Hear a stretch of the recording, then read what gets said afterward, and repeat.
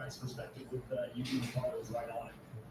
Well, for example, it's interesting too. I think about the two best cards, yeah, but for those couple guys there, Paul's been quick on the team and stuff, so it's still a challenge. But I do think the team's got the best comms.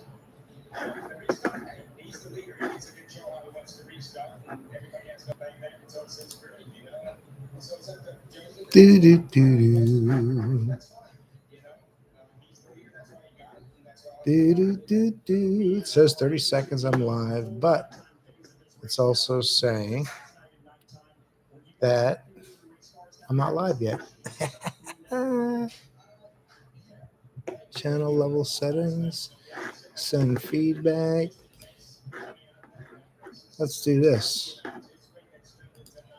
Click on live.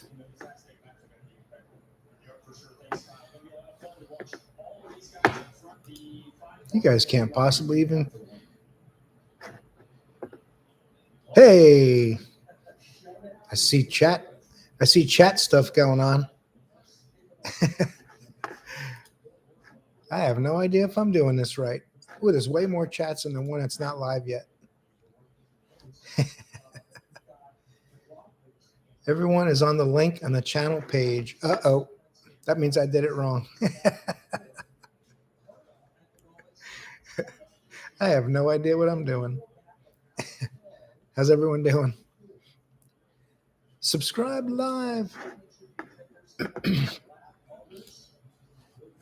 Started a new one by mistake.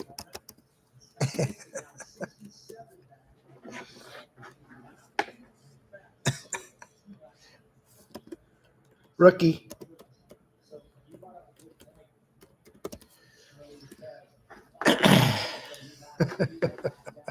Make it work, bro. That's right. How's everybody doing? Steve, Tennessee Affordable Mobile Auto Repair. Steve's Auto and Trucks. David Griffin, Lola. Raging Cajun. What's up? John Gould, Stephen Damani, Chris, Mike Shep 30, Alex K. Live chat is on. They'll make it work. I hope so, because I have no idea what I'm doing. I'm just clicking all the buttons trying to make something happen. Greetings from Canada. I'm probably going to go to at least 10, maybe 10:30, Alex. We'll see what happens. I got my fourth video is done. I did Monday, Tuesday, Wednesday, and Thursday. I still have to do Friday's video. So, hey, Dave, John Gould, just pretend. David Gray. Hey, Jimmy. I appreciate that, David. Stephen Damani. That's what we do. Make it work. That's right. It's not called making it perfect. It's called making it work. Hey, Kathy, how you doing? I hope you're wearing pants. I don't know if I'm ever going to admit that part. It looks like I'm a little fuzzy on my monitor. I wonder if I'm fuzzy to you guys. I can go into settings and probably tweak that. What's up, 462 Animal? That's pretty funny. And I've got the other one. I've got people talking. Keep pressing the buttons, Jimmy. One's bound to work.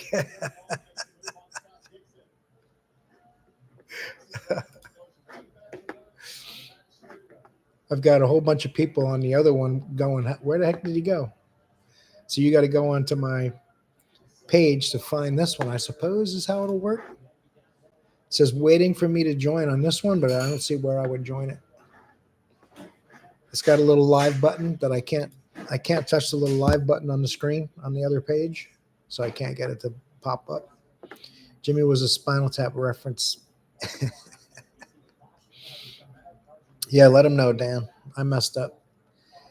I didn't realize that one that I guess it would make sense that the one I posted up on the page in advance, I have to go on that particular one to do it, but I couldn't figure it out. I was on that page, and there was nowhere on there that said go live. But when I went back to my main page, there was a place to go live, so that's what I did. Sorry if I messed you guys up. We'll fix it for next time. When should we do the next live? This one's not over yet. Let's worry about this one. Thanks, Red Carbon, Skynet, Steve. Thank you, DZL John. What does that say? Diesel John. Okay, I got it. There's a lot of people in there. I appreciate you, everyone tuning in to come check out the live.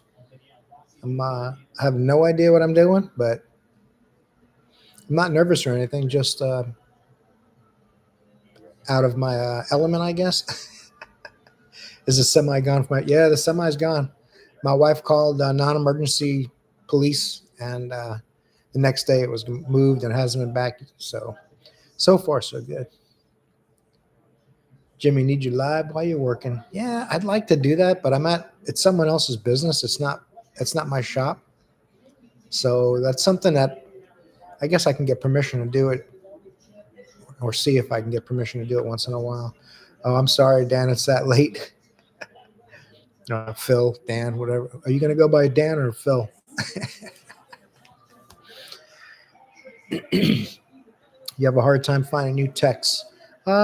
We just hired a guy, Kyle. He's a pretty good mechanic. I guess he's been with us probably 5-6 months now. He's pretty good.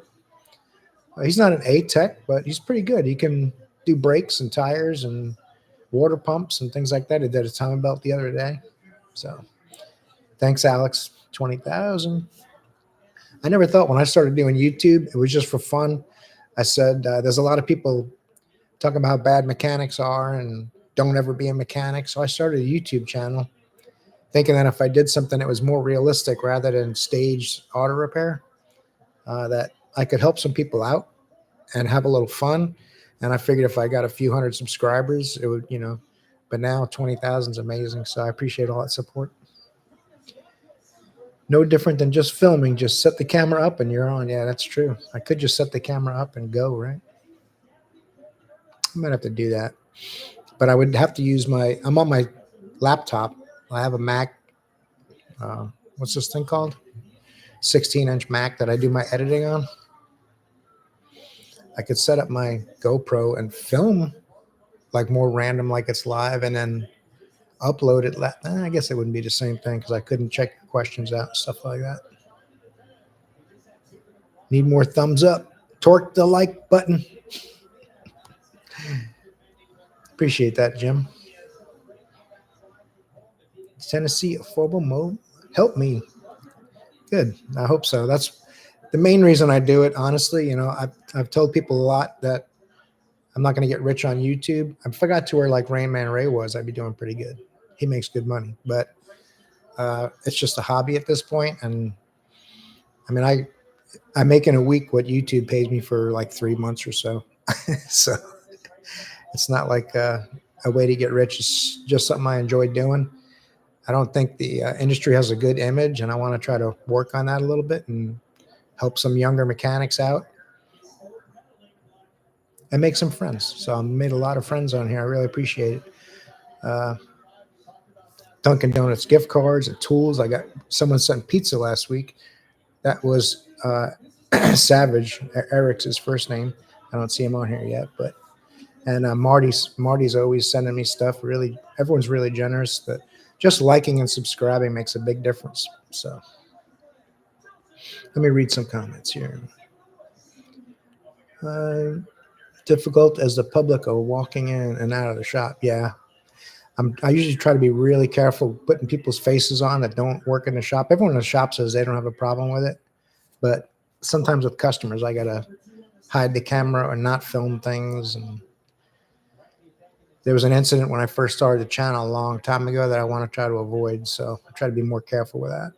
When you get 1 million views like Ray, you're making bank. Yeah. Ray does pretty good. Ray doesn't have to have his own shop, but he has to have a place to make YouTube videos. And he probably makes more in the YouTube videos than he does in your shop. So he gets 80, 90, 100,000 views per video. If I did that, it would be 500,000 views a week. That would be pretty good. I would do okay. Jimmy, what non-tool truck brand AC manifold gauge set would you recommend? Man, I'm not sure. I'd probably just get one from like Harbor Freight, believe it or not. They're going to have different levels. I'd buy the better one that Harbor Freight has. Raging, if I was going to do that. And I like, there's quite a few brands that are all relabeled. They're made by someone who's making these gauge sets and just they put their brand on them. And they're all pretty good. Home Depot sells AC gauges probably that are pretty decent. Honestly, I use machines now so much that I'm out of the loop when it comes to the handheld gauges. How'd you get started in the business? Wait a second. Let me try to stay in order here. Dan, how did the outside lift going? Nope, it's not fixed, Dan. It's still broken. So we found a lift that we could replace mine. Someone was selling for $1,500, but I can't get them to pull the trigger on it. We had a record month last month, but we don't have the money to fix my lift, I guess. So I'm making it work. That's the thing. And he knows that too. So how did you get started in the business? When I was a kid, I tried to be a carpenter. My brother was doing carpentry. I had a neighbor that was a carpenter, and I tried doing that. I was lugging plywood for the carpenters, and after a few months, they told me I could learn more about being a carpenter, but I gave it about 5 or 6 months, and it just didn't seem like it was ever going to happen, and I was wore out, and I was a kid. So I just started fixing cars because I really like cars better anyway, and I had a girlfriend that knew someone at a parts store that knew someone had a shop, needed a mechanic that wanted to be an apprentice. That's how I got my start. Back then, you didn't have to, go to college or anything or have a technical school degree or any of that. They just hired you and taught you how to do stuff. Not easy being an automotive technician. Anytime anymore, I'm Chevrolet dealership and diag time is hard. Yeah, they're hard on labor times. They don't like to pay you. They're going to only give you what you demand, which is pretty bad. The good thing about the dealerships, though, is you get really good at those things, and you're doing the same thing over and over and over again. So you will get really fast and really good at it. So you can make their times, but I don't think it's fair that they do that to you. So you can't make the time until you've done some of those repairs a dozen times. That means the first dozen you basically did for half what you should have been paid. That's not really fair. No, I'm not the owner of the shop, Mark. I've been working there for 17 years. Other than 10 months at Tires Plus, I took a little hiatus to get more money. He wouldn't give me a raise, and he didn't think I was serious about leaving. And the day before I was supposed to leave, he offered me another $1. So I told him I already made a commitment and left. And then about 10 months later, I came back for a $4 raise. So funny how you occasionally mention him, but honestly, his stuff has changed recently. Don't watch him much. Yeah, Ray, yeah. He's doing good. He seems like a nice enough guy to me. I know that he gets heat from some people and other people love him. I mean, honestly, he seems like a decent guy to me. I wouldn't say he's a top of the line tech, but he's a good mechanic, And he's pretty funny, which I kind of like his goofy personality. He's kind of, I'm kind of the same way. Kind of odd sometimes or, sarcastic. I like doing that stuff. That's what I like about him. Anymore make me look down 0.2 for a diag. Yeah, that's half an hour minimum for any diag, Thanks, Jock. I appreciate that. Robbie Tools of trash. Oh, yeah. That's funny. Do the shopping links make a decent dent on your Amazon account? Sometimes I get decent payments from Amazon. It's never tons of money, $20, $40. A really good month is $60 or $70 if a lot of people bought stuff with the links, which, every little bit helps. That stuff's awesome because I try to put things in the links that actually will help people, things that I buy. And if I get a few dollars from it, it's just great. I can buy lunch. Sometimes I'll buy pizza for the people at the shop, kind of like what Eric did last week. Sometimes I do that with that money. Do I miss exhaust work? Custom? Yeah, I do. I had learned a lot working at Midas on the Huff machines, and actually, after I worked there about 6-8 months, I was teaching people how to use the machine, which is pretty funny. But it's really cool when you have a project you want to do stuff for, or something unusual. You could just make it. I'd much rather have a pipe bending machine than a tire machine. Let's put it that way. But it's not up to me. Get a JB or Yellow Jacket manifold set. Both are made in the U.S., if I can remember right. Yellow Jacket does sound familiar, but it's been so long since I messed with that stuff. I just got a 4-house AC gauge set. Yep. That's good stuff. R22 for the home. I don't mess with R22 yet. I could, but you got to get licensing to buy the stuff legitimately. It's the same thing as a car. But other than that, you need to handle R22 to do home stuff. Jimmy's next Sunday project, bringing back to life the abandoned Cadillac that's at the shop. Yeah, they're talking about scrapping that. The guy that owns it actually is in prison. He got arrested. He was apparently a drug dealer, and he got arrested. So that's the story I get. I'm not really sure.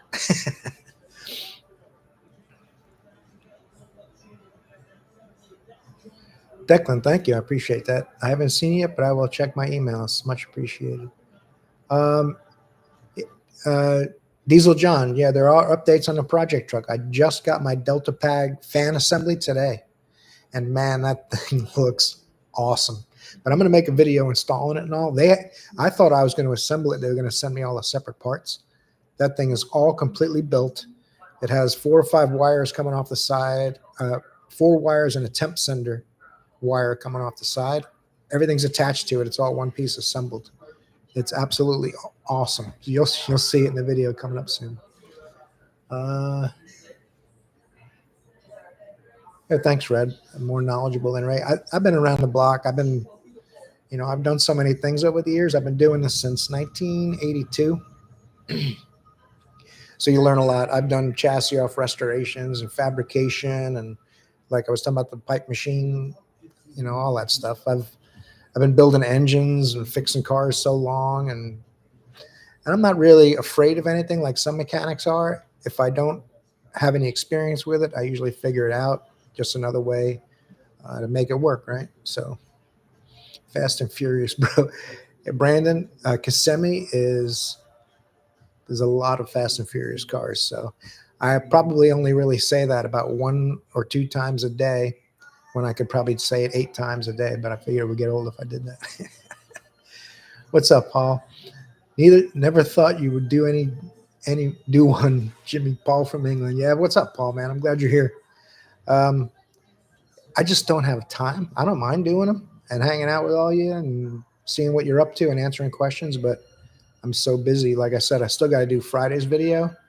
Tomorrow I got to paint the ceiling on my patio. They fixed the sheetrock problems that we had from water intrusion. I got to paint the ceiling. I got to cut the grass. I got a generator. I want to wire in the generator to the house because we're supposed to get lots of hurricanes this season. I don't know if that's true, but I bought a generator anyway. So I'm busy, so we'll try to do some once in a while, maybe once a month. We'll see what we can do. Find it funny how shops need help, but will say they can't hire you because you don't have enough experience, but they can't. Yeah, that's true, Jacob. The best way to do that, honestly, if I was a young man looking to be a mechanic, rather than going to tech school, I'd volunteer to work for free at a shop. Tell them a month, 3 months, whatever. Can I work for free? Shadow somebody, help them out, get their parts. They'll teach you things just while you're helping them out. And you can learn a ton and actually get a real vibe for what it's like being in the shop without accumulating debt from going to school. That's my advice. That's basically what I did. When I started in 1982, I was working 60 hours a week for $175 a week, Monday to Saturday. So, but I learned a lot, and it wasn't long before they gave me my own bay at that shop. The new truck is great, Steve. Benny, hey Jimmy, you're still up. Yeah, it's past my bedtime. I am old. Richard, you influenced me to get away from Snap-on, and it saves me so much money. That's awesome, Richard. I'm glad to hear that, because Snap-on makes awesome tools, and they are awesomely priced. I'll never say Snap-on tools are bad, but the debt I had the first 25 years of my career from Snap-on, the constant $50 and $80 and $100 a week payments, I wouldn't wish that on anybody. It's not necessary. There's competitive tools that are really close cost way less. How many gear wrench wrenches can you buy for the price of a Snap-on wrench? The only problem is that one time you can only get a wrench somewhere that can't get it done when a Snap-on one could, I suppose, but I haven't come across that yet. Haven't ever had it where my gear wrenches wouldn't do the job. The new truck's awesome, Steve. I think I did that one. Jacob, that's how a lot of trades. Yep, that's true. A lot of trades, carpentry and all. That's what I tried to get into when I was a kid, only because I liked my neighbor, Felix. I wanted to work with him, and then I found out it's a really hard job. Like being a light-skinned fella and doing roofing, this carpentry's not much different, except once the roof's on, you get shade. Thanks, Taco. I'm glad you like the project truck videos. I got a couple more coming up. I got that fan assembly I mentioned, and I also got a new instrument cluster from Dakota. I think I'm going to put that Dakota gauge set in, and if it works without glitches and without problems, I'm going to have a chit-chat with Intellitronics about taking theirs back. If I install it and it also has problems, then it's something my truck's possessed or something, I guess. Still need more thumbs up. Torque the like button. Thanks, Marty.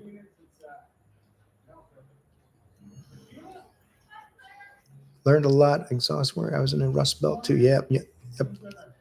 That is when you're in the Rust area, man. The only problem that we had up north when I was doing stuff up north on Long Island when I started my career, even exhaust manifolds would rust. Then you have to replace exhaust manifolds. Then you're talking about exhaust manifold bolts and studs. The pipes and mufflers were easy. Everyone Hulk smash the like button. Torque it. 5 years experience. I don't have experience with scopes. Yeah, Jacob, that scopes are hard. Honestly, the only way you're going to get experience with scopes is if you buy something inexpensive like the one I use from time to time in my videos. When you get a little slow at work, put that scope on things. It doesn't hurt it as long as you don't put it on ignition.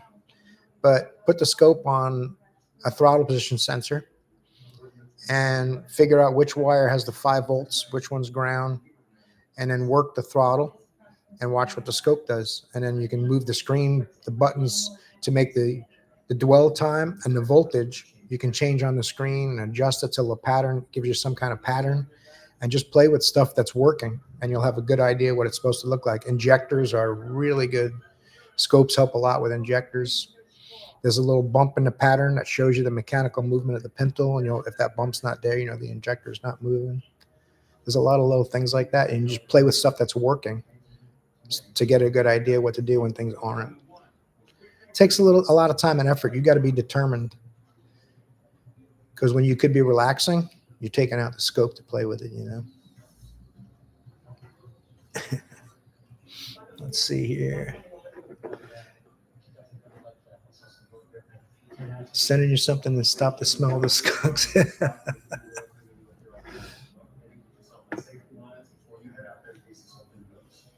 I'm trying to keep up with a lot of comments. I appreciate everyone being in here, man. This is awesome. I was figuring it's going to be me and 6 or 8 people in here. We're having some fun. Better cut that grass or get fined. Yeah, I might get fined. There's always so much stuff to do. That's true. Trying to make it fit only to end up needing a dealer part. It's kind of like my cluster. I bought that thing knowing that there was some bad reviews. I said, you know who I am? I'll make that thing work. It's going to win just because I'm tired of messing with it. When you do make it work, and when to stop when something isn't going right. Example, the other day I had a Suburban needing a shifter cable. New one didn't fit.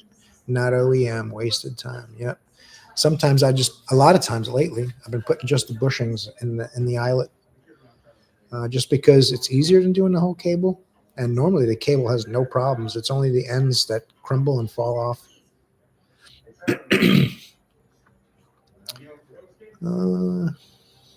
Where are we now? Kathy, the Snap-on man stopped liking James when we got married. I have never asked him to stop buying them, but the money just wasn't there. Yeah, that's true, Kathy. That's one thing we found out really quick. I paid off my Snap-on bill, and things changed. My warranties went away, and they were giving me a hard time about replacing tools, and I started getting a real negative vibe. The prices started going up about the same time. That's when I started my Snap-on sales. And then Joe at work paid off his Snap-on bill, and then the Snap-on man stopped coming in. So that's the loyalty you get. I've probably in the course of my career, I've easily spent $100,000. I've had 7 or 8 Snap-on scanners, 7 Snap-on toolboxes, and I stopped buying Snap-on tools for 2 weeks. The dealer stopped coming in. That's what that's worth.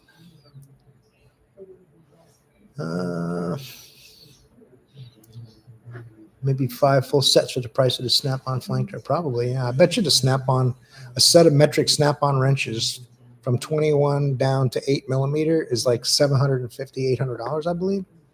Someone correct me if I'm wrong. How you doing, Don? Good to see you. Ireland, I'm part Irish. My grandmother had a heavy Irish accent. She was a good cook too. Have you all controversy over Harbor Freight Snap-on wrenches lately on some other channels? Yeah, that's true, Jim. You see, Icon just came out with a ball joint press that strongly emulates the BJP one from Snap-on, but the Snap-on one's $800 and the Icon one's $200. The Icon uses 4 metal balls to snap the adapters on, where Snap-on has a snap ring. So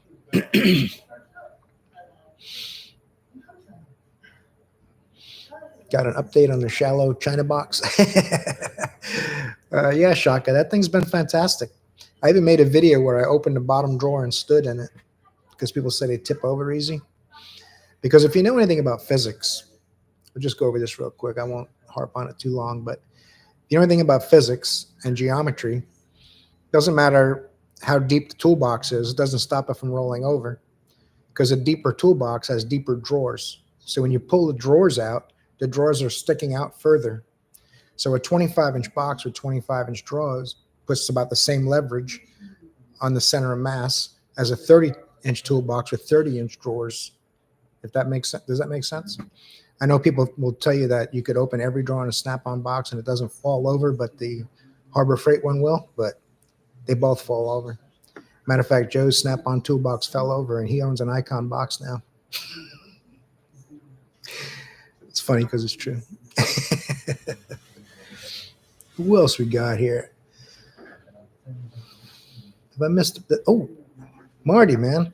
Thank you so much. I appreciate that. That's awesome. That's really awesome, man. There's a lot of people on here. The support is phenomenal. Chef Shade Tree, what's up, man? When is your shop going to afford to buy Rob an actual uniform? Yeah, I know, right, Don? I don't think he wants a uniform. Kyle doesn't wear uniforms either. He's been working there for like 6 or 7 months, and he has them. He just doesn't wear them. He wears black jeans and T-shirts. I don't know why. He says that the uniforms are hotter, but there's no way. I've worn a T-shirt out of necessity. It's way hotter. The uniforms breathe. Fabric breathes, but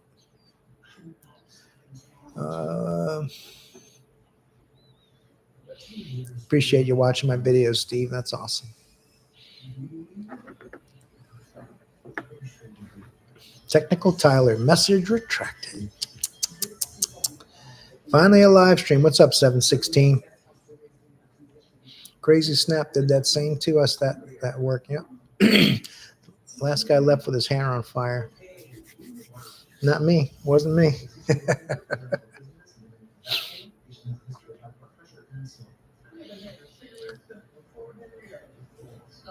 What's up, Danny? The new truck's been great. I just went over 2,000 miles yesterday. It's 2009 now. We went out to dinner in it last night. My wife still smiles every time she gets in it. She loves that thing. She actually, last night when I got home, there was a Toyota Camry behind my house in my parking spot. So I put it on the side of the road. And this morning she said, the car's gone. And she moved my truck. She said, that truck is gigantic. She goes, I'm not comfortable just pulling it around the corner. It's pretty funny. What's up, Tyler? Appreciate that. I'm not a mechanic, but you've really educated me on the reality of the business and what to expect when I need repairs. I'm glad to hear that, Red Carbon. That's another thing too. It's not just my channel is not just to help mechanics, but it lets customers see what goes on. Because I think a lot of times people they think first of all that the mechanic gets all the money they pay. I wish.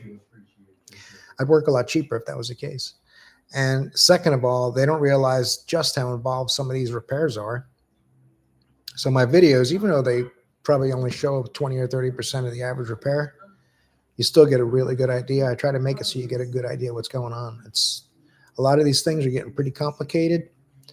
And even though the systems are modular and separate, they still intertwine. So you have to, that's an arthritis glove, by the way. When I'm editing, it helps my hand not get sore.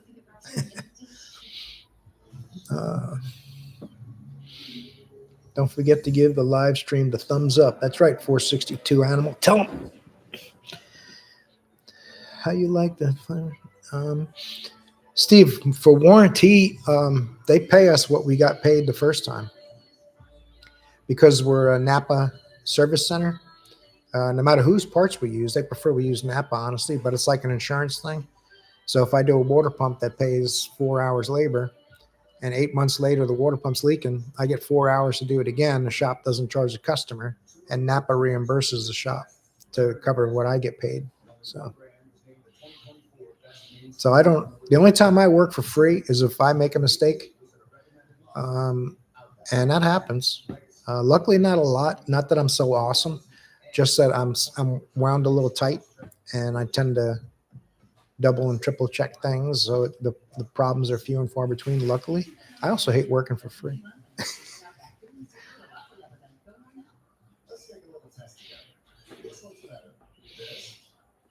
In a way, you help me not be a jerk to a shop. I'm glad to hear that, Red. Honestly, things can get pretty bad. Your car's broken down. You're spending a bunch of money. And if something goes wrong, you're just beside yourself because you just want your car fixed and you can't understand the amount of money you're spending. So it's understandable if people get upset, and it's hard to really put the fire out, but you have to, as a mechanic or a service advisor or manager, you have to remember that customer is not personally angry at you. They're upset their car's broken. They spent a lot of money. And then if something goes wrong on top of that, it just takes a lot of patience on everybody's part.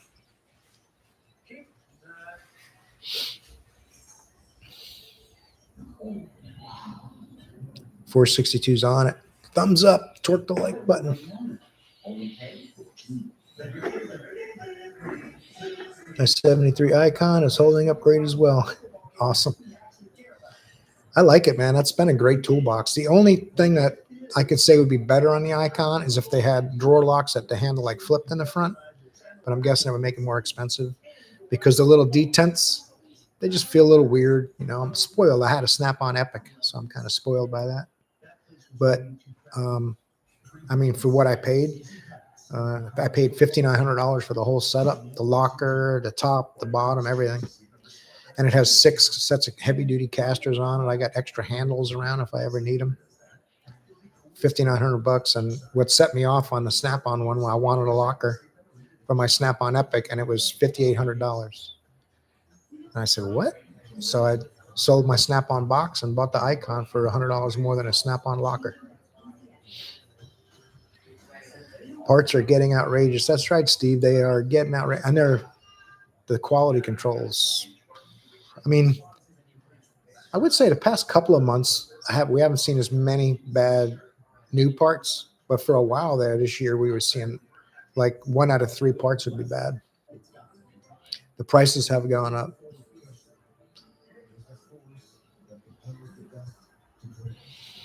I appreciate that, Jacob. 6:30 in the morning. I'm not sure if 6:30 is a great time. For me, I thought it worked pretty good. And I noticed a lot of people would comment about how they watch it in the morning with coffee before work or whatever. So I just keep doing them at 6:30. It seems to work pretty well for most people. Plus, honestly, you can watch them later too, right? But starting them early in the day, if you're up early, great. That's the way I'm looking at it. Other than tool cart, what tool chest do you have at the shop? I have a steel cabinet that I bought at Sam's Club. My wife got me for Christmas of, I don't know, 4 or 5 years ago. It's $159 on sale. And it's pretty good size, and I got quite a bit of stuff in it. I'm going to do another video where I go through all my tools again. I try to do one about once every year, a year and a half. So I'm about due to do another toolbox tour, and I'll put the cabinet in it and stuff too.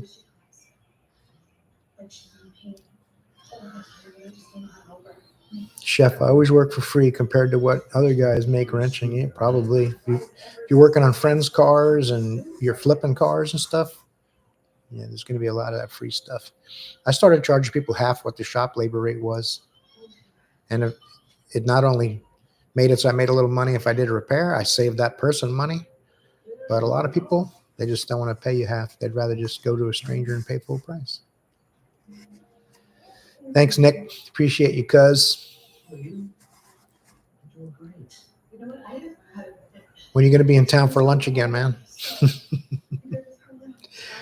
Do you get any new clients come in as they have seen you on YouTube? Yeah, Dan, we have had a few clients. It's been a little while now, though. That last one I did was a Chevy van.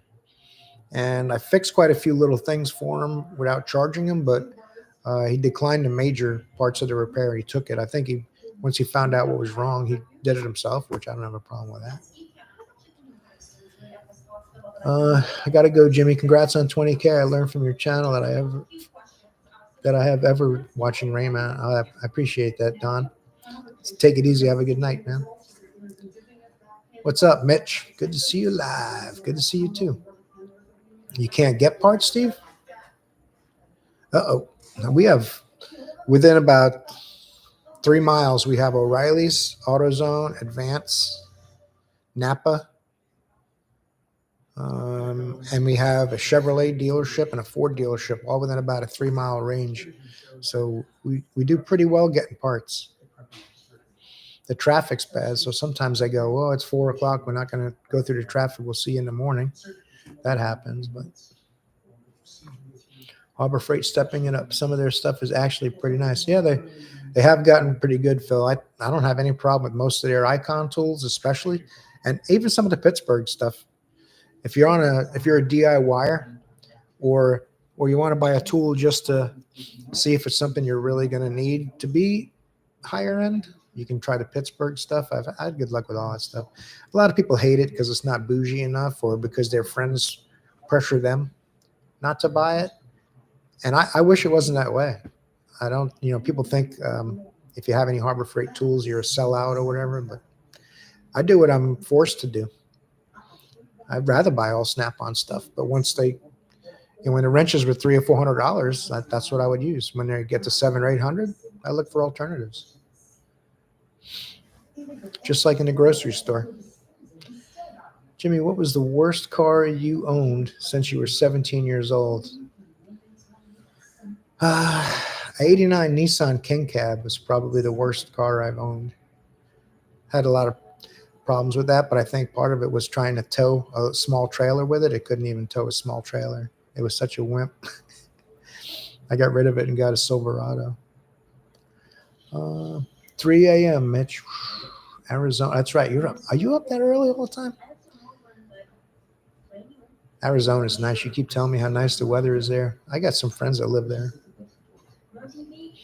And I got Mitch. Mitch is my friend too, right? Most days I'm having coffee watching you, but tonight it's a Miller Lite. I can't blame you, John. Around 10 o'clock or so, I'm usually getting pretty sleepy. And I actually got iced coffee here, so I don't go to sleep too early. But depends what I'm doing, how late I stay up. But I always get up really early, though. I like to be up early. I get up around 6, maybe 7 at the latest.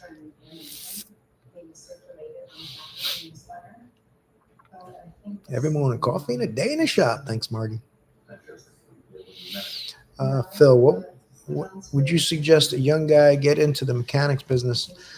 Honestly, I think it's a good way to make a good living, but you have to be pretty determined and pretty stubborn because it's hard. If you want an easy job, it's not for you. But I will say you'll be in the shade. A lot of blue collar jobs, you might not be in the shade, like the carpentry and roofing thing I talked about earlier. But being a mechanic, you'll be in the shade. You get some air conditioning, and when you're inside the cars and the office and things like that. But if you're willing to put in the effort, try to educate yourself, because if you can do electrical and drivability, you're ahead of 60% of the mechanics already. So you can really, I mean, I just got a job offer the other day for $50 an hour flat rate, but I'm pretty comfortable where I'm at. I'm not going to leave where I'm at for a few dollars an hour. Plus, it's a further drive. Maybe if it was closer. But the fact that you can make $50 an hour as a mechanic on flat rate, if you get good at electrical and drivability, you can make a good living. You got to have kind of thick skin too, I might add. Does your shop have a Snap-on dealer? No. 716 Auto? No. He stopped coming in. The Mac guy went bankrupt. That's the fourth Mac guy we've had in about 7 years. This Snap-on guy we had was our fourth Snap-on guy in the 17 years I've been there. But as soon as we paid him off, he stopped coming in. And the Matco guy went bankrupt, and he started a new guy came about 6 years ago. He stopped in twice, and we didn't buy tools 2 weeks in a row. He stopped coming in. So the only guy that comes into the shop now is the gear wrench guy. Steve, our shop labor rate is $153.97. Basically 154. But we charge $135 for diagnostics and alignments and stuff. We don't charge the full hour. It's actually most of the dealers in the area are at $180 to $220 an hour. So we're actually pretty cheap compared to a lot of the other shops in the area. We probably should raise it. I don't think they do, because there's a lot of people in Kissimmee that don't have tons of money. So if you go too far on your labor rate, you lose a good chunk of your clientele. Because believe it or not, they think anybody can fix their car. And there's even some places in Kissimmee that the guys work out of tents.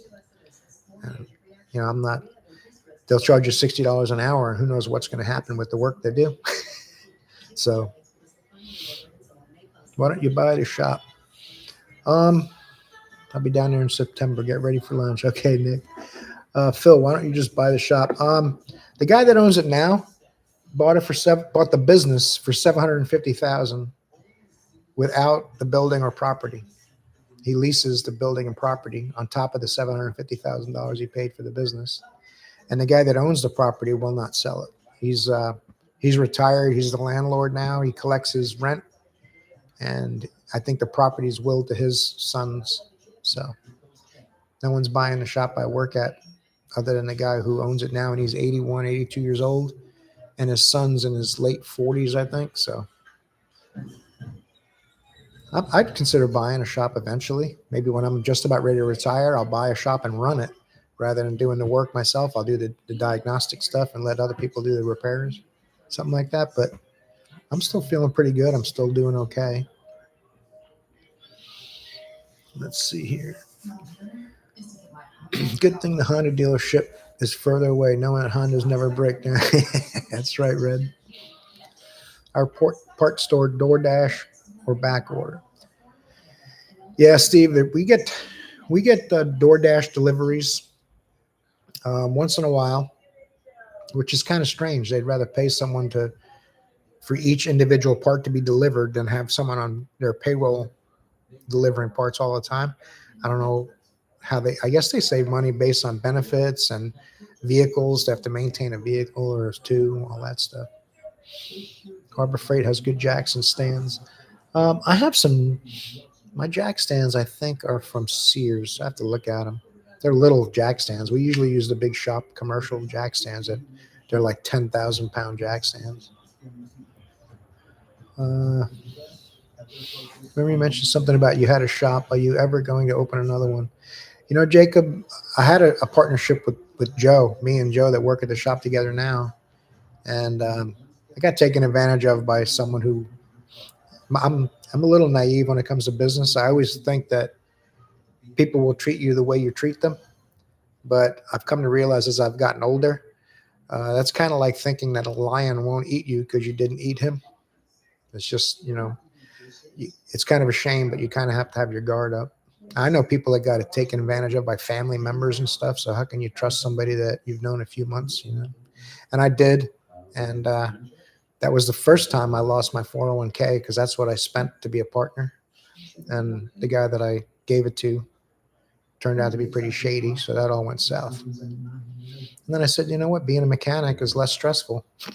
So that's why I haven't had another shop. It's a lot of work. When you have your own shop, like right now, I work 7 days a week, basically, counting my home chores and stuff. But if you have your own shop, you're basically working 7 days a week, 365 days a year.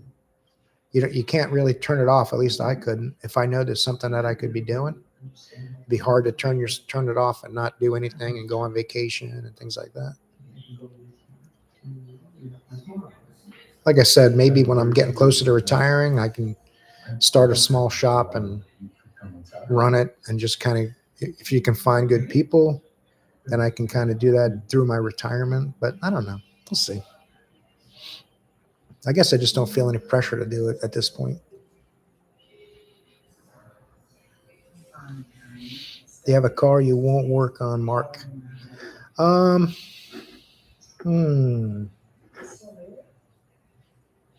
me see here. I think I'm falling behind on the comment, flapping my gums too much. You have a car you won't work on. There's not really a car I won't work on. I prefer not to work on like really high end. If someone said, hey, can you work on my 38 Cadillac that's in mint condition, ready for the Riddler or ready for Pebble Beach, I would be like, ooh, I don't want to work on that because it just wouldn't make any sense to do it because it's not my wheelhouse. You know what I mean? And then I don't want to work on Lamborghinis and Ferraris and Porsches and stuff like that, just because if someone's bringing you one of those cars, it's the kind of person that shouldn't own it. They should be going to the dealer, not looking to go somewhere that'll fix it cheaper. Yeah, that makes sense. So there's just things that just aren't efficient to do. But I mean, I could, but I'm not afraid of it. But for me to do something that one of those mechanics who's well-trained can do in a couple hours, it might take me 10 to figure it out. It's just not worth it.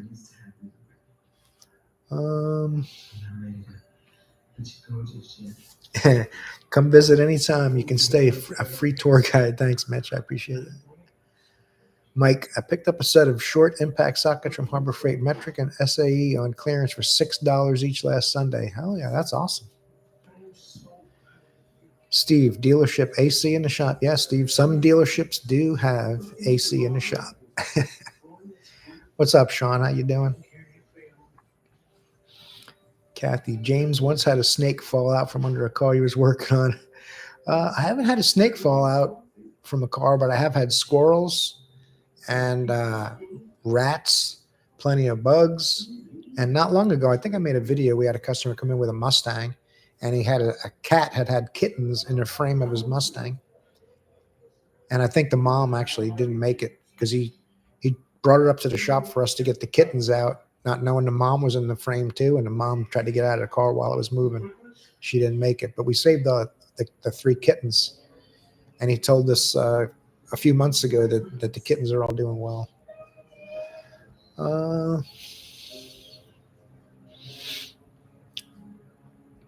180 to 220, Steve. Yeah, they're up there. So us being 154, I feel like, oh my goodness, that's a lot of money. But compared to everyone else, I mean, a lot of places are charging a ton. I mean, I had 2 guys come fix the sheetrock on my back patio, and in the garage, they put like a half a sheet of sheetrock up, and 2 guys worked on it for 5 hours. It was $1,100. So what's the labor rate on that? I guess the materials are probably $150, $100. It was $1,000 for 2 guys for 5 hours. So I guess that's basically $100 an hour each they got. And I could have done that myself too. I didn't have time. And they did a real nice job with the knockdown texture and stuff. Matched it really good. So I couldn't do that. You'd be able to tell I fixed it if I did it. Where are we at? Mac is nothing more than Stanley Tools. Yeah, Mac is Stanley Tools. Stanley Tools owns them. So, and they own a lot of other brands too. I think Vice Grip now, or quite a few tools fall under the Stanley umbrella. It's a big company, kind of like Snap-on.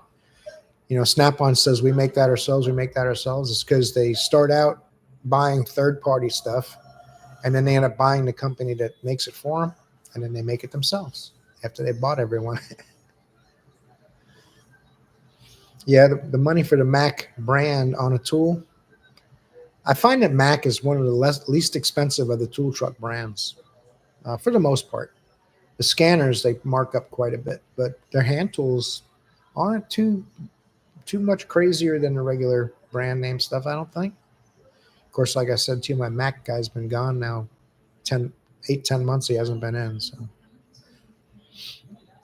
my Mac guy disappeared after 3 months. I still owe him money. My Snap-on guy is very cool and understanding. Yeah, see, that makes a huge difference, more so than the brand. The guy or girl, whoever is running that tool truck, how good they are and how much they appreciate your business makes a big difference. I mean, they have to make money. I don't begrudge anyone making money, but when you charge a premium and you don't give premium service, that doesn't go together.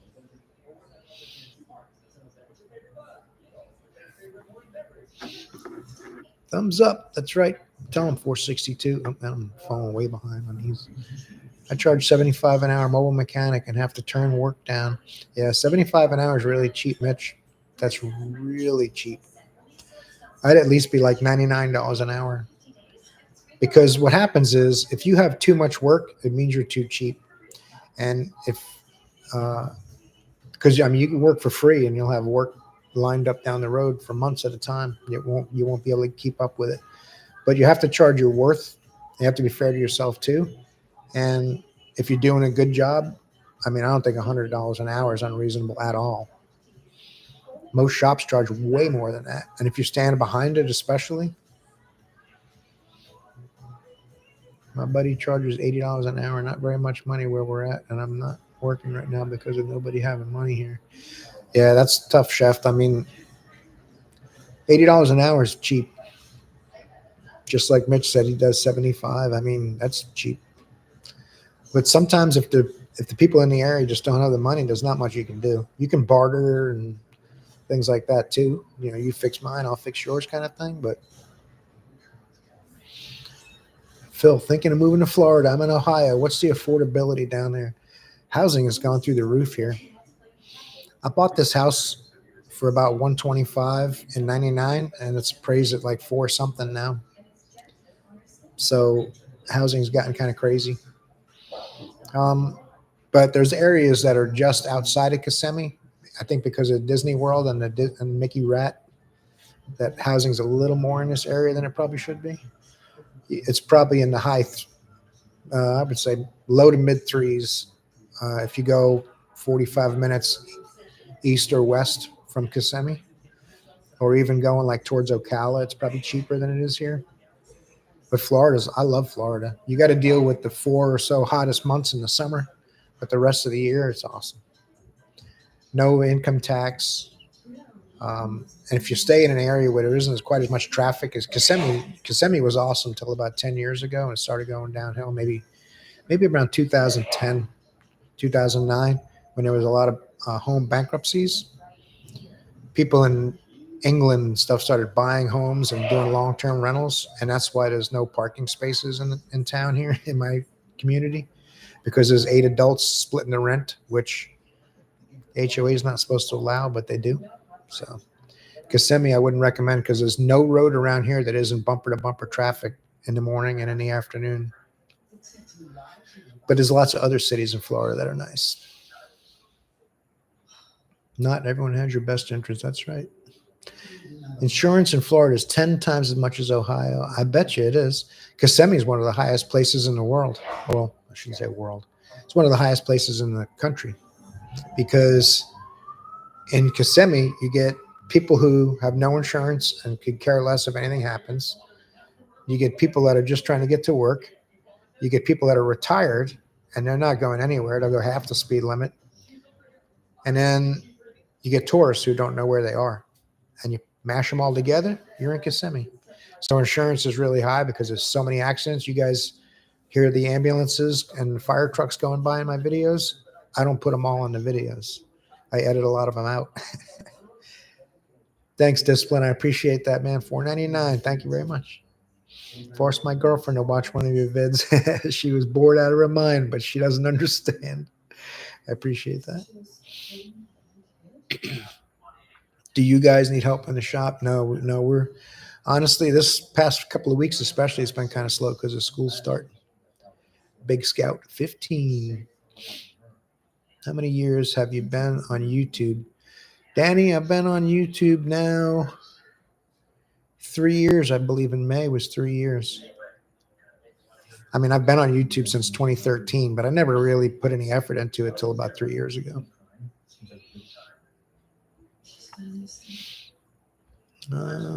Which do you prefer, launch or top down? Man, they're almost the same. I think the software, the top down software, the way it's laid out makes a little more sense to me, but the launch is almost exactly the same. I'm using launch now just because the King Bowling company sent me that launch scanner to do a review on and told me to keep it if I like it. And I'm like, yeah, I like it. So I kept it. And it works really well. It just doesn't have a kickstand.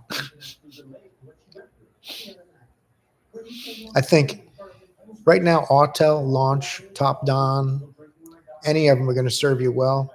Even like that X tool and the V-Diag tool I got, which are almost the same exact thing. They're good tools too, but they were a little glitchy at first.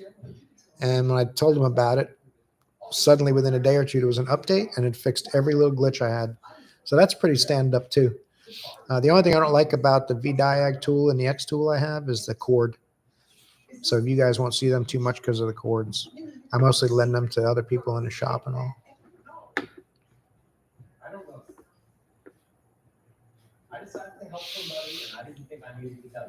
The Hyundai is gone, Ron. Did I miss something? I missed a bunch of them, I bet you. Did you sell the Kia? Yeah, I sold the Hyundai, Ron. Someone came and bought that for his son's first car.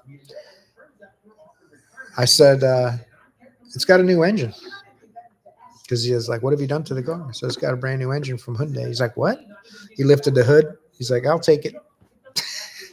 He's like, I thought you meant like a used engine. I said, no, it's a brand new engine from Hyundai. So he bought it for his son. He loves it. He stopped by after detailing it. Car looks real nice.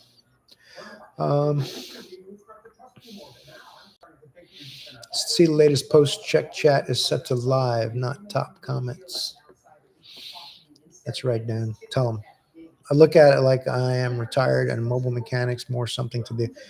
That's true, Mitch. If you're doing it for a little bit of money and to stay busy, $75 is pretty good. But I wouldn't think anyone should have a problem with $99 if you're doing good work. I mean, I live in Florida 15 years and very happy I moved back up north. Yeah, I believe it's Skynet. It's hot. Some people have a tolerance for the heat, some don't. Upper 50s at night, up there. Yeah, I believe it. I'm from Long Island. My sister lives in Vermont. She gets snow like 6 months a year. But I like it down here. I like the warmth. I don't care much for the snow. But I'm wearing socks right now because the air is on 74 degrees. So I have socks on because my feet are cold. I told you a lot. Mid-August. Same in the Phoenix metro area. Fifth Super on a live stream. Man, you guys are awesome. I'm in top chat myself here right now, by the way. I'm trying to keep up with the comments, but there's a lot of them. Man, you guys are awesome. You're in here banging out the comments, clicking the thumbs up, twerking it, I should say. You love Volkswagen.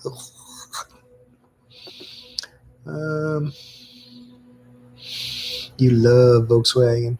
I have I had a Volkswagen in the shop this week. You guys will see that video next week. Another broken Volkswagen. It had a steering column module code. I'm not going to tell you how it went. You have to watch the videos. Where else? Where else, Chef? Well, you know what about Jimmy? I live in Ohio and still have a place in Florida. Florida insurance is crazy expensive. I know it is, Chef. And you're in Ohio. Katie and Rob are from Ohio, and they love it here. They have no intention of going back to Ohio, but there's a lot of things that are more expensive. Ohio is a little more spread out. You know, your land's probably a lot less expensive, so there's less traffic and less things happening.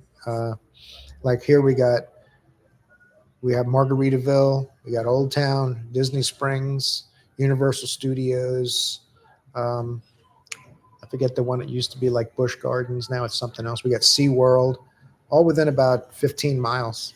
So there's so much going on here with tourists and stuff. It makes some things more expensive. St. Augustine is nice, but you won't make any money. Left there in 2004 and made double here in Arizona. Yeah, I believe it. St. Augustine is beautiful, and I've been there a few times, but you probably would have to work a half hour inland to make money there, to live there and make some money and be kind of in that area. Where do I go on vacation when you live in a vacation state, Mark? I take cruises or I go visit family. My dad lives in South Carolina. My brother lives in Georgia. But I like going on cruises. That's my favorite thing to do because a cruise, you can party, you can go watch shows. You don't have to worry about DUIs. You can go to the pool, a hot tub. There's tons of food. You can go sightseeing when you get to ports and stuff. It's just, and it not expensive when you consider what a vacation costs. Like it's way less than going to Disney. I'll tell you that much. We need a demo of the pocket scope you got. I want to pick one up because I'm a cheapskate. Phil, I have a video on that, I believe, on the channel in my tool review section. And I also used it in my day in the shop about 4 weeks ago. I'd have to look to see, but I've used it a couple of times the past 4 to 6 weeks. It's a super cool little tool. It's not a 4-channel scope's really the way to go. Eventually, I'm going to get something like a Pico or a Hand Tech or something with a 4-channel capability, just because there's times when you need it. Although I don't need it often, there are times when you need one to really be sure about a intermittent problem. You ever watch Royalty Auto on YouTube? Oh yeah, all the time. I was just watching one of his videos about misfire lean fuel trim. What was the title of it? Fuel trim diagnosis. Good video. If you don't have a lot of drivability experience and you want to know, he makes good videos. I'd like to do some of that kind of stuff, but to do my day in the shop videos and add that, I usually would have to go to the shop on a Sunday, work on the truck, and make a video or two while I'm there. So I might have to do a couple of toolbox tours and a couple of how-to videos like that because it's really helpful. His videos are really well done. He's lucky he's got his kid filming for him, so the camera's not sitting in one place and the camera kind of moves with him, and I'd almost have to bring somebody with me for that. Does your shop offer health insurance? Yeah, it does, Kenneth. We have health insurance, but man, it's expensive. My policy is $1,260 a month, and they pay $500 of it. I pay the other $760 a month. Do you know that even if your top-down subscription's expired, it still works on the secure gateway module out in Dodges? Yeah, Phil. The tool works great without, with the updates expired. I've tried it a few times and it works well. Just that when you don't renew, then it doesn't keep all of the brands and the tools capabilities up to date. So if they have improvements in the software, you won't get it unless you pay the subscription, which isn't too expensive from them. I mean, the whole tool costs half what the Snap-on subscription alone costs. I think that tool was like $700 when I got it. And the Snap-on subscription is like $1,200 a year. You pay $100 every month.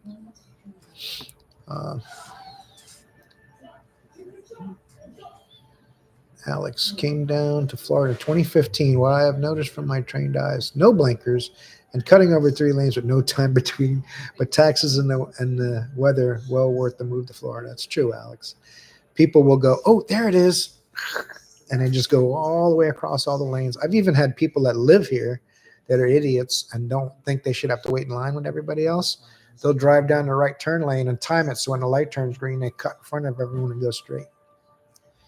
And I watched a video the other day in Arkansas where they were pulling people over for tailgating that had a van full of drugs. I'm like, they stop you for tailgating? They don't do that here. I hate snow. We've got nearly 5 feet in less than 24 hours. Oh my goodness. 462, that is way too much snow. I love looking out at the snow, but when you got to go somewhere and get something done, 35C here during the day. So Celsius, that's about what, 80? About 80 degrees Fahrenheit. 75 degrees in southern West Virginia. That's nice, Kathy. I like that's 65 to 75. I'm good. Maple trees are starting to turn red here. Everybody loves the fall when the trees die. Well, they kind of hibernate, I guess. Jim Gaffigan has a pretty funny video on that talking about going to see the trees die. I don't do cruises. I've seen the movie Titanic. Well, Phil, the last cruise ship I was on is 4 times the size of the Titanic. And they've learned a lot since then. You're way more likely to get hurt driving to work in your car than you are to have a problem on a cruise ship. Way more likely, but you still drive to work, right? I'm telling you, your cruise is phenomenal. And the ships are so nice now that unless the seas get over about 8 or 10 feet swells, you don't even feel it. You don't like we've literally been in the formal dining room having dinner, which is included. And we'll be like, are we moving? You got to find a window and look out the window and say, oh, yeah, we are moving. You can't tell. They're awesome. If you get seasick, like my wife does, she puts the little patches behind her ear just in case. But the last time she let it wear out and never replaced it the whole week, she was fine.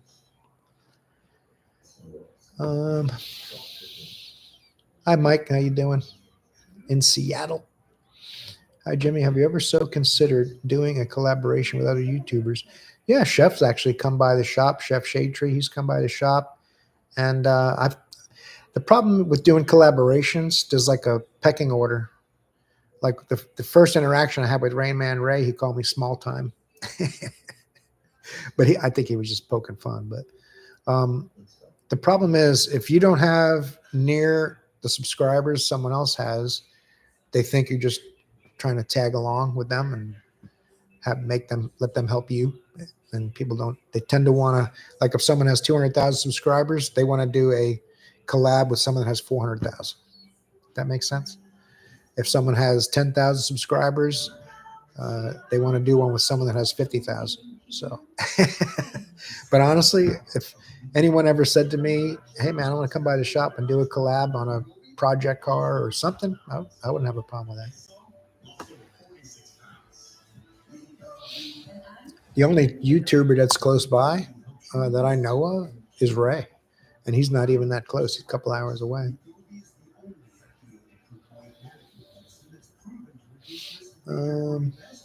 Skynet, $700 a month for health. Yep, I'm at $44 a week and hate that. I'm paying the $760 part of the $1,260, and I don't go to the doctor unless there's a bone sticking out or something. Because all they're going to do is give me a bunch of pills, and I got a whole bunch of family members that took all the pills and didn't get any better. They just spent a lot of money on pills. So I tend not to go to the doctor unless I really have something painful, something's really wrong, which is bad. I should go more often, really.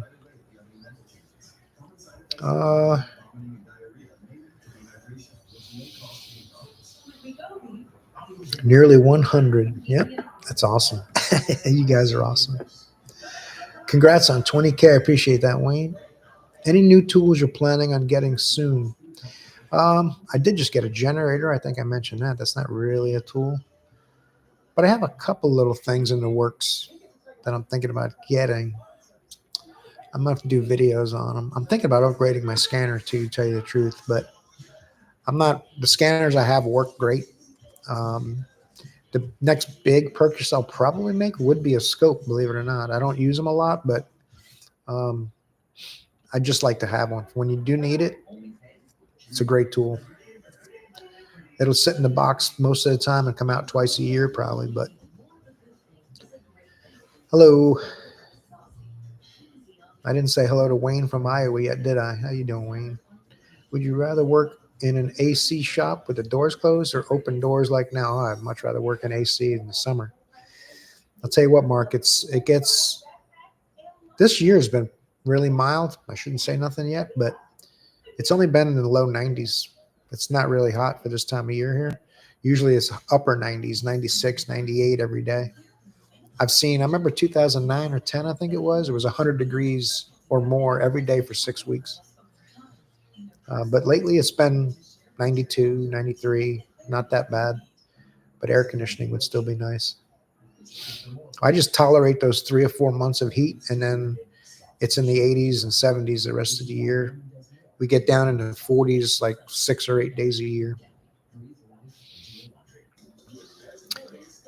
80s where Wayne is at. My wife was a corporate travel agent before she retired. We were on over 25 cruises. My favorite too. That's right, Mitch. They are awesome. We're just about to hit diamond level on Royal Caribbean. I think 2 more cruises will be diamond level, and we'll get a lot of perks, 4 free drinks a day and things like that. My wife was who do I want for president? Danny, that's an easy choice. I don't think there's even anything to consider with those 2 options we have right now. I picked up a 70 dart. It's a rusty pile of junk, but a grinder and paint will make me the welder I ain't. That's right, Phil. You can fix anything if you got enough sheet metal, spare parts, and patience, and welding wire.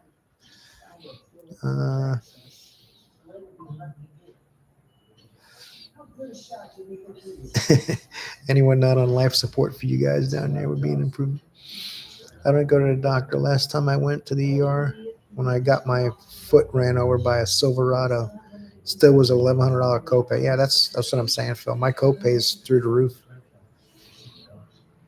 Ever since they started messing with insurance in 2008, 2009, when all that stuff went down with the insurance, I was paying $26 a week for insurance. But because I make a decent living, now I'm paying for insurance because some people can't afford insurance, so I have to pay extra. That's just how it works when you do it the way they're doing it now. Thanks, Kathy. You caught that, huh? What's up, Em? 4 drinks a day on the cruise ship. You know what? 462. I don't drink a lot, so 4 drinks a day is perfect for me. When I'm paying for them, I drink 2, maybe 3 a day. I'd never buy the drink packages because then it's a competition to try to get your money's worth, and then you're just drunk your whole cruise. I'm not down for that. I like a few drinks to just enjoy myself, relax, and I don't try to get drunk. Which one of the scanners that you have would you recommend for DIY?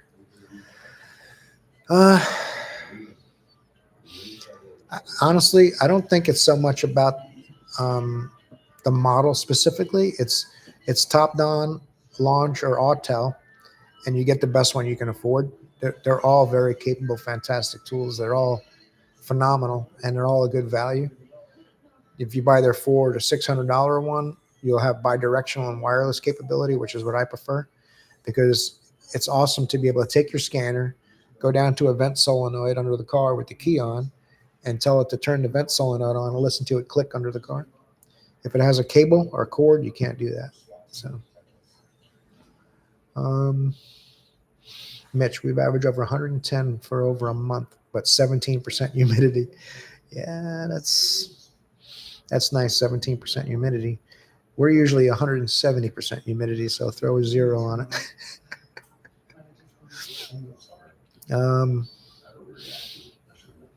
Yeah, it's very humid here. That's the only, it doesn't get like crazy. Like I've been in Las Vegas and felt that heat when it was like 110, 114 degrees. You go up on the mountains, it's 62. But I mean, it was hot. When people say it's a dry heat, you don't feel it. I felt it. But the humidity here is just you feel sticky and icky, but it doesn't bother me that much.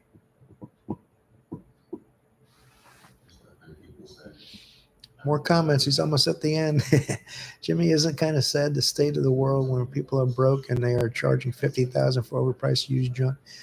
I know that's very true. Very true. That's why, honestly, you either buy a car that's old enough that you can afford to fix it, or new enough that it has a warranty. The ones in the middle are just don't make any sense to me.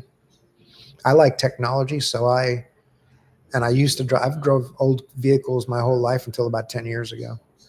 And I got tired of working on my own stuff. What's up, Spanky? I see you in there. How you doing?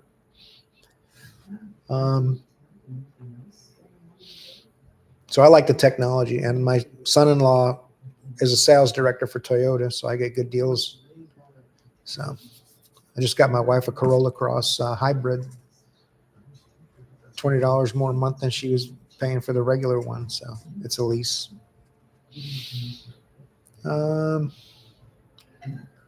Jimmy, not in the trenches with the wrenches. Good to see you. How you doing, OB?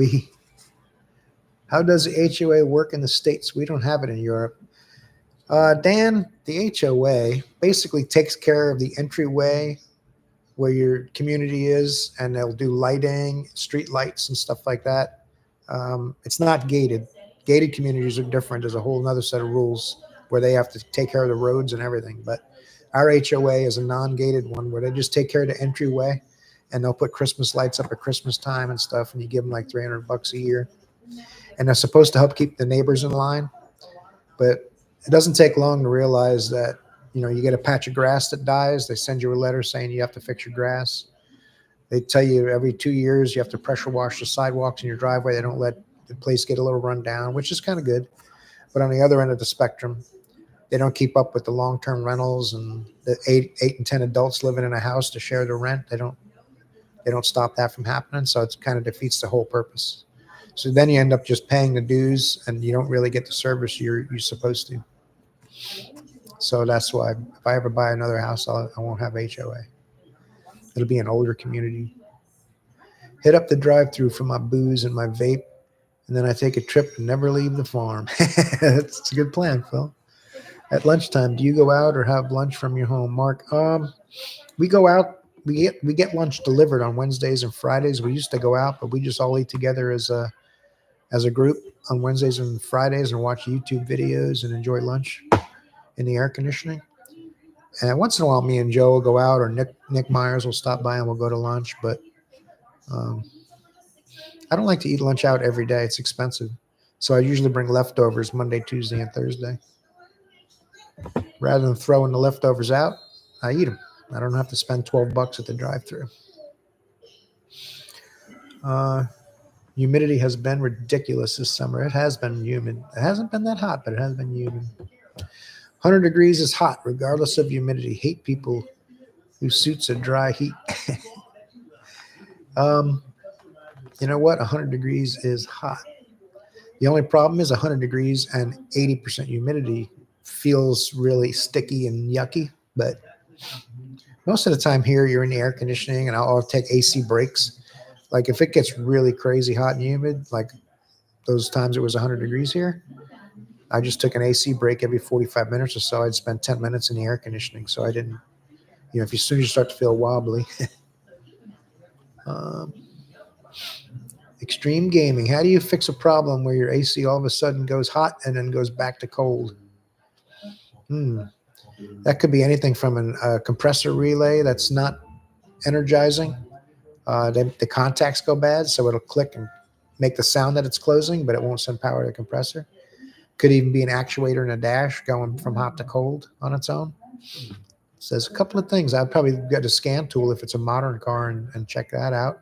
You could even try pinching off the heater hoses, see if it stays cold that way. If it does, then the blend door might be causing a problem. Randy, as you're speaking, there is a large thunderstorm. Pedro, my chihuahua, thinks the world is coming to an end. That's funny, Randy. Hope you're doing good. I grabbed a Virus Edge for 1,000 for the 4-channel scope. It's only updated to 22, but it works for everything I work on. The Virus Edge is a great scan tool. Still has Mitchell from the previous owner. I still prefer Launcher Top. The Virus is a great scan tool. I have a Modus, not the latest Edge, the one before that I have just for the scope. But the Snap-on scopes aren't that good. I mean, they work, but it's nothing like a Pico. The Amazing Godot Fall, is that pronounced? Godot Fall? How you doing, man? I went to a few drivability classes this week, Asian drivability. All they talked about was air fuel sensors for 3 hours. Big guy got up, chair was stuck on his butt. A lot of brands now are using air fuel ratio sensors for the primaries and oxygen sensors for the secondary. But the air fuel ratio sensors are way more accurate. They're wideband O2s, basically. They have little pumps in them and all kinds of stuff. They're a little more high tech, and they go bad just like oxygen sensors. I'm still rocking my 2000 Town car. Bought it brand new, 248,000 miles on it. Runs excellent.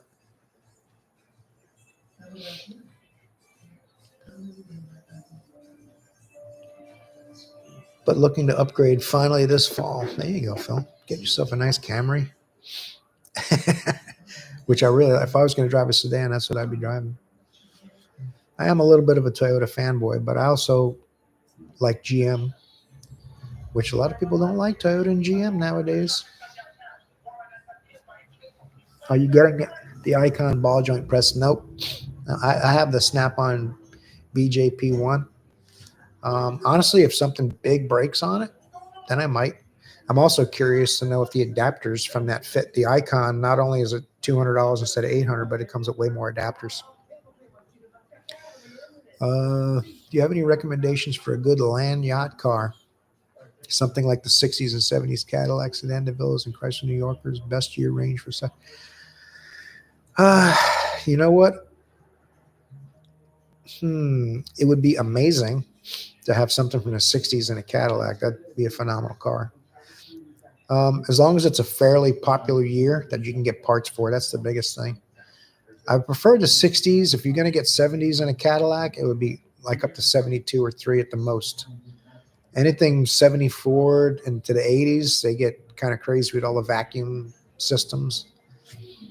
Of course, you could just put an LS engine in it, put a modern LS engine in overdrive out of a Silverado that's wrecked with the computer and everything in an older Cadillac, and you'd have a fantastic vehicle because you'd have the reliability of a modern drivetrain and the looks and suspension of a Cadillac.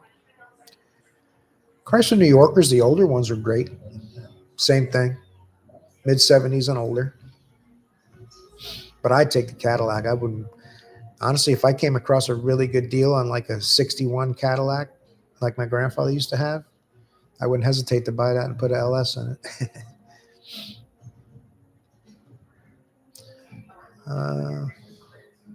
My home shop. Yeah, Spanky, I might have to take you guys through the garage one day. I do have a tool cart in the garage. I keep my home tools in.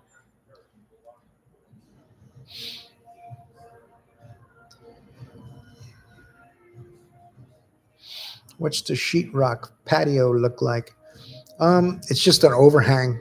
I have a pool area back there, and I have like I guess it's 15 by 12 or so, 16 by 12, where my barbecue is, and there's a little table and chairs, and the roof comes out over it, and then it ends, and then there's the pool and the screen room around behind that. I bought it all when it was cheap. I couldn't afford to buy this house now. That's why I still live here.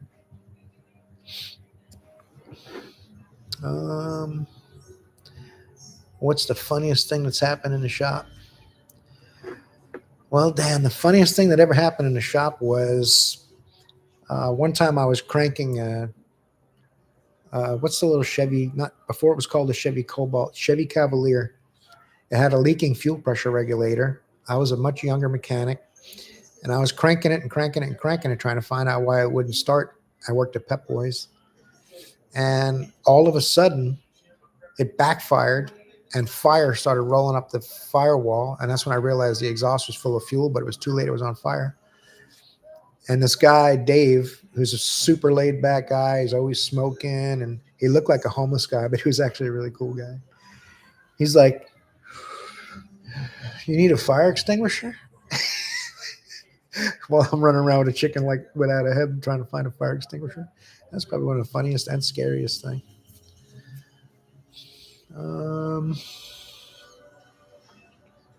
Jimmy, I'm old school. I think the scanners are Etch-a-Sketch. That's right, OB. They basically are. No, Phil, we pay for lunch on Wednesday and Friday, but Katie's awesome. She goes and picks it up. She orders it for us on the computer, and we just give her the money, and she does delivery, and she's awesome at that stuff. She's on the ball. She does everything, man. Payroll, ordering parts, selling work, inventory, taking care of customers. She used to do advertising and all the payroll and all that stuff, and then takes care of lunch. So humidity has been bad here too. Brake orders rust overnight. Really? That's right. They do here too, but you don't notice it for about 3 or 4 days. I think they have to sit. It's 110 outside in Oklahoma City. My goodness. It's time for some indoor extreme gaming when it's that hot out. What's up, Miguel? Tools get rusty with the humidity. That's true, Em. A lot of my sockets and stuff that I don't use often are in my big box. I go to grab when they're rusty. So Tim sent me the boat guy. He sent me a bunch of PB Blaster stuff. I got to spray them more often with that stuff. A buddy of mine basically gave me his 2000 Crown Vic, 73,000 miles, no rust, in great shape. That's a nice shrub. I'll tell you what. Any recommendations for maintenance or things to keep an eye on? The only thing on those is the right rear corner of the intake will leak coolant. There's like a heater hose nipple back there that cracks. And the replacement intakes have an improvement in that area. So just keep an eye on that. The fan blower modules go out on them, and they're a little bit of a bear to get to, and they're right in the same area. But they're great cars. The ball joints, if they get a little rusty, the ball joints will start squeaking over bumps. And once they start squeaking, replace them, because I've seen those ball joints come apart if you just ignore it. But they're great cars. Things to keep NAI on. NI. I got you. Good night, Jimmy. I'm going to bed. Good night, Danny. Thanks for stopping by. I really appreciate the company. Red Carbon. Did that 93 Chevy S10 Blazer ever come back from 2022? Customer had a bad fuel pump and bad brakes. 93 Blazer. I remember a pickup truck. I don't remember a Blazer, but the pickup truck didn't come back. And if it was a Blazer, I don't remember it, and it did not come back. That's probably why. I'm the mobile programming guy around my area. I worked in a shop years ago, and I got tired of breaking my back and finally started my own gig. That's how you do it, Phil. Mobile programming is a good gig. If you're patient, once you learn the systems, I used to do programming when I worked at Chevrolet, and when you work for the manufacturer, it's so much easier. It's like updating your phone. You plug it in, you tell it what you're doing. The most you'll have to do is pull a BCM fuse or some things like that on a GM, and it updates in a few minutes, and you're done. It's not hard. But every brand is a little different, and every software package is a little different. That's where the skill comes in, learning all the different procedures for the different brands. But once you get good at that, you can do pretty well. Snap-on scanners as good as Autel and Launch. I think the Snap-on scanners are the most user-friendly out of all of them. They'll lead you through. They have guided tests and all that kind of stuff. They're super convenient in that area, but I don't think there's anything they'll do that the less expensive scanners won't do. But the less expensive ones don't have quite as much of the guided functions. They cost way more, not even close. When I had my Virus, I bought a Virus, and it had to be 15 years ago now, and it was $10,000. I bought it with the European package and all. It was $10,000 and plus, actually.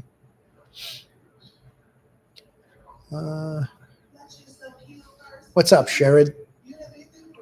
I haven't watched your videos much lately. I've been busy doing mobile mechanic, and good for you. You got to make it happen however you can. Make it work. You watch videos, they'll be there.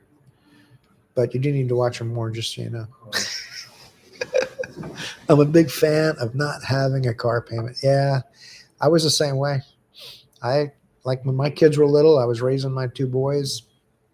I didn't I didn't have new cars. Neither did my wife. There was a point my wife was driving an 87 Chevy Celebrity wagon, and I was driving an 87 Chevy short bed standard cab pickup truck, and I paid $1,500 for both of them. And we drove them for years. I worked on them all the time. I just got tired of working on older cars and stuff. So I started buying newer cars, treating myself a little bit.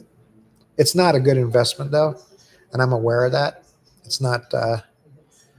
I do it because I'm able to. As I'm getting a little older in age, I don't want to work on the weekends. I spend a little money on that I probably shouldn't, but I'm enjoying it. I love getting in a new vehicle, and when I back up my truck right now, if someone comes walking down the sidewalk and I don't see him, the truck warns me, and it says brake. And if I keep going, it stops. And then I'll go, oh, there was a person there. That's why I did it. I mean, if I'm driving and I get to the edge of the lane, the truck pulls itself back in the lane and it buzzes the steering wheel. So I mean, the technology, I love the technology. So let me see here. You are one of the most honest, down to earth YouTubers, bro. Always give solid advice on tools and work. I appreciate that. JWC Tech, thanks very much. The book is a good book for the drivability class. 120 pages on air fuel sensor testing. Only good things is they give you the harness side sensor unplugged voltages. I'm thinking doing an LS swap on my dad's old 87 Caprice Classic. That'd be awesome. I had a 79 Caprice Classic, two-door.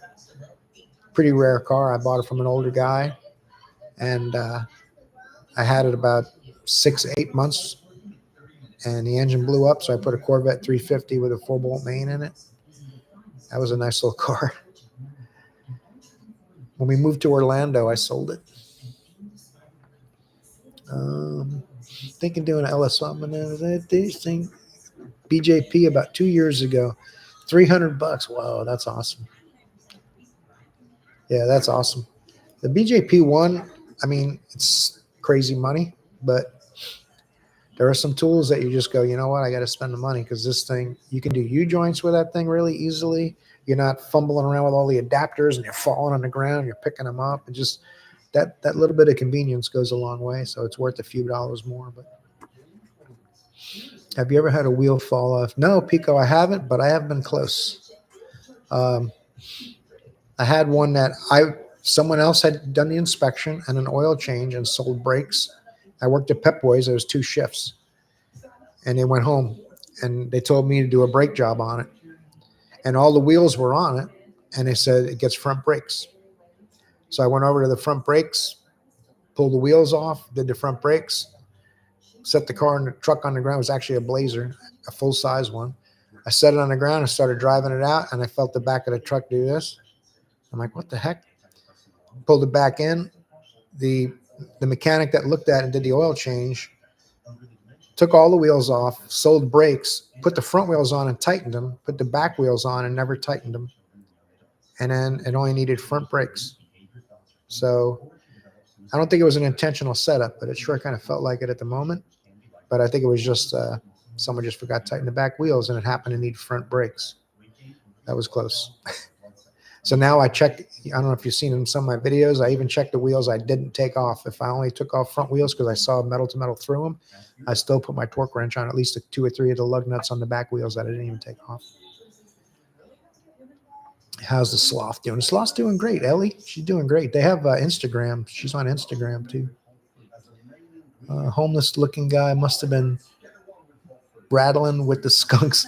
Actually, I don't think he did the Mary Joanna. I think he just smoked a lot of cigarettes and drank a lot of beer. I mean, I went to his house one time to help him move some furniture, and we stopped at the gas station. He got 2 tall boys, sucked one down, tossed it in the garbage on the way to his truck, and then cracked the other one open. Let's go. He drank a lot, but he never missed a day's work. He was an alcoholic, a functioning alcoholic, I guess. All right, Phil, you got to head out. I appreciate you spending some time. Thanks for coming by, man. We're going to be getting off here a little bit soon. It's a little later than I wanted to go already, but I'm having fun talking to you guys and hanging out. How's the slot going to do? Catch you later. I tried WD-40 and PB to no avail. Rust never sleeps. Yeah, that's true. The stuff, whatever you can find, like fluid film and all those kinds of things. I want to say the PB Blaster, probably the best is Deep Creep. PB Blaster's pretty close. The best used car to buy, Extreme Gaming. Honestly, on a budget, like you're talking about those Crown Vics and stuff, they're good cars. You can buy them cheap from an older person that hasn't beat it up and put a hot air intake on it yet. But honestly, if you don't care about it being big like that, then I'd spend a little extra money on like a Corolla or a Honda Civic, the old cliche Honda and Toyota. You can't go wrong with one of their little sedans. They're fairly inexpensive. They're inexpensive to fix. They're good on gas, super reliable. When you first buy a used car and you do not know when the last time the oil has been changed, change it as soon as I can. That weekend, I'd check it on the dipstick, make sure it was good, and change the oil that weekend. What's up, B-Rand? How you doing, man? Jimmy, have a good night. Congrats on the 20,000. Keep the metal in the background and the ratings on the cars. Okay, Alex, man. I appreciate you being here, man. Mark, do you fish or hunt? I've done a little fishing. I've gone hunting with my brother. It's just not my thing. My brother loves hunting. I'm not much of a hunter. It's something that I would probably do out of necessity more than just for fun. I have the ability to do it. Like I said, I've been on a few hunting trips, but awesome until some of those sensors start dying. On what? What sensors? How much do mobile mechanics make?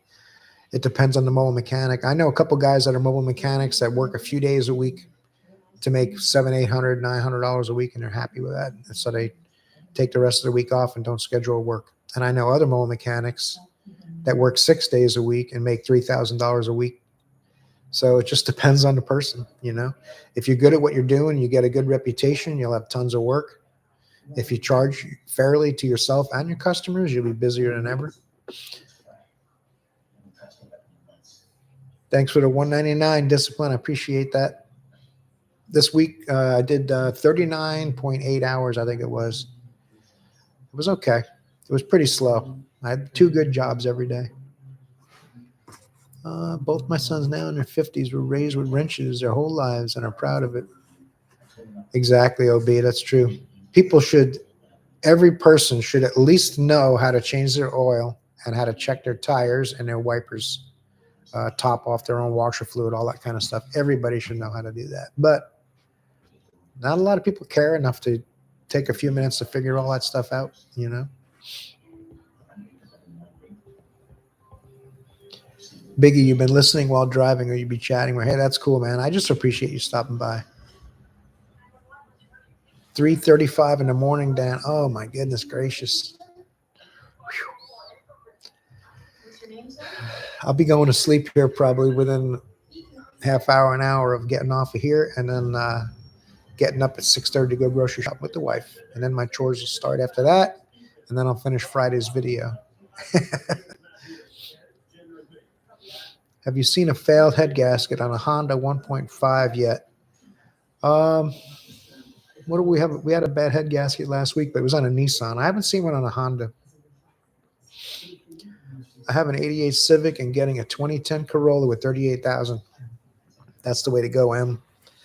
Honestly, if you don't have to have a big car, Corolla and a Civic, I mean, that the reason they're popular and the reason they cost more to buy used is because they're so good and they're so popular because of that.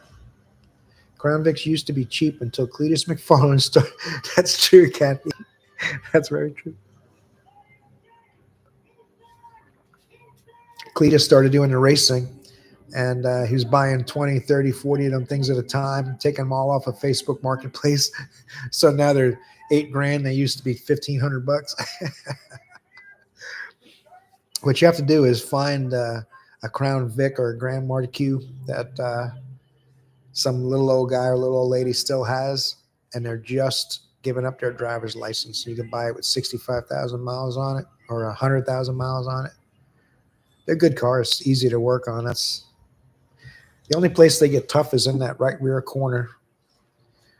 Passenger side back valve cover area. There's a lot going on there, but other than that, they're easy. They're nice cars. They just don't get the gas mileage that a Corolla or Accord will, but a Civic, but they drive real nice, little more luxurious. I noticed this is live number 1. Are you planning on doing this every Saturday or just randomly? JWC, I'm probably gonna try to do it once every month or two. I can't make any promises.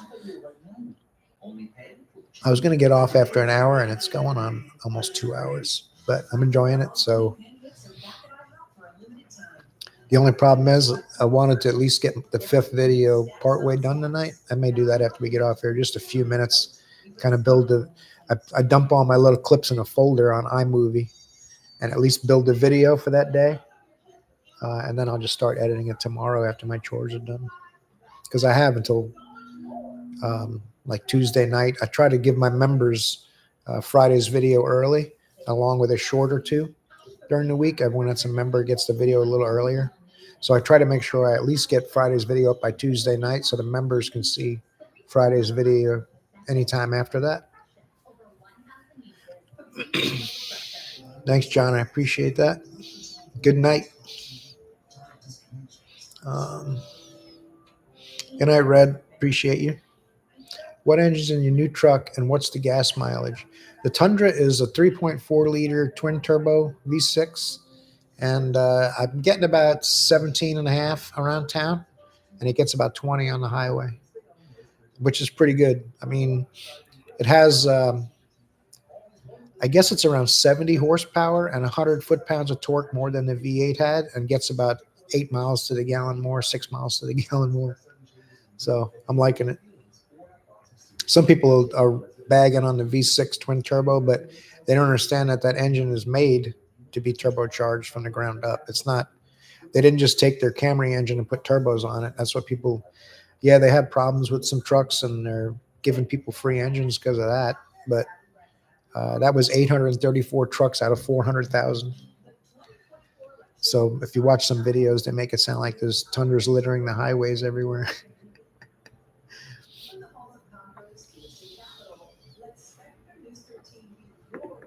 I appreciate you watching them all at 2M. I mean, you're always in there commenting for me, and it really helps out. When people make comments on the videos and hit like and all that stuff, it helps the channel a lot. Because once they see interactions, then YouTube goes, well, people like this, and they'll show more people the video.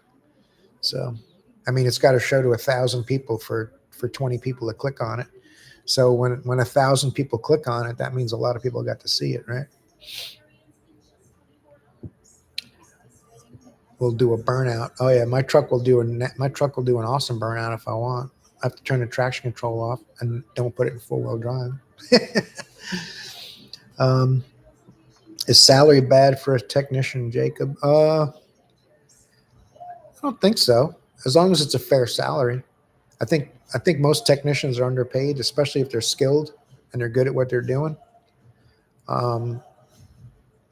I would think a salary, depending on what state you're in, you know, if you work for like the city or something like that, or a power company, and you're making $1,500 a week, salary is good. If they want to give you a $750 or $800 a week salary, that's not good. So it all depends on what they're willing to pay you. Is it true members of the channel are getting access to your OnlyFans channel? Oh yeah, that's what I'm talking about. Nope, not that desperate yet, though, Dan.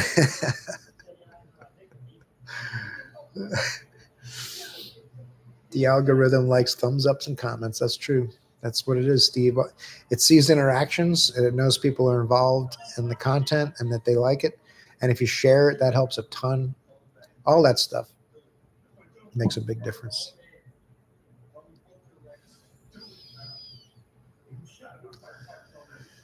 All right. You know what? I really enjoyed this. It's been fun. I made a little mess of it starting on the wrong link when I first started the live stream, but all y'all real smart. You figured out my boo-boo. Y'all made it work. So that's why we're all part of the Making It Work community, right? It's been fun. I'm getting tired. My eyes are getting heavy. So I really enjoyed the support and the super chats. You guys are phenomenal. And we're going to wind this thing down. Say our good nights. Have a good Sunday. Thank you. Good night. Good night. Good night. Keep that algorithm going, man. Make sure you like and subscribe, comment, share the video. So see you guys in the next one. We'll think of another milestone to do another one, or maybe I'll just come up with one in a month or maybe two. We'll try to do them. We'll try to do them once in a while. I definitely won't make you guys go too long without it. And I like the live questions are great. I can answer a lot more of you and talk to a lot more of you in a lot less time. So I'll see you guys in the next one. Have a good night. And don't forget, if you want to get something done, the best thing is to do it. Take it easy, man.